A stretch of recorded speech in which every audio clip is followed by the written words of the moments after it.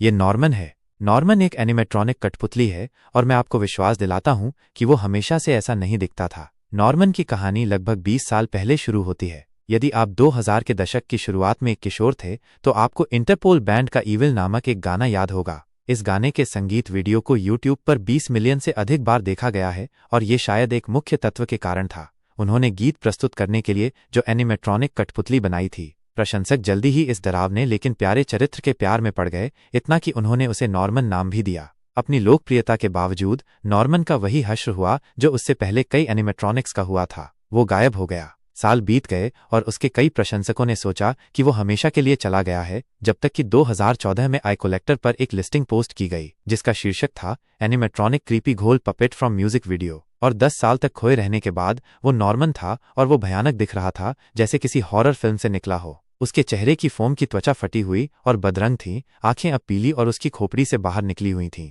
तस्वीरों में ये भी दिखाया गया था कि कठपुतली के एक पैर, उसके दाहिने हाथ और सिर अलग हो रहे थे। अब किसी कारण से कोई भी उसे खरीदने में दिलचस्पी नहीं रखता था। एक भी बोली नहीं लगाई गई और फिर से वो अगले कुछ सालों के लिए भुला दिया गया और खो गया, जब तक कि यूट्यूबर जॉन कोलबैक ने नॉर्मन की भयानक स्थिति को नहीं देखा। जॉन और उसके वफादार प्रशंसक कठपुतली को प्राप्त करने पर अड़े थे। व्यापक प्रचार और सावधानीपूर्वक ऑनलाइन जांच के माध्यम से उन्होंने आखिरकार उसे ढूंढ लिया। जॉन ने एक प्रॉप कलेक्टर से कठपुतली खरीदी फेसबुक पर और उस दिसंबर को नॉर्मन आ गया। ये आज आया।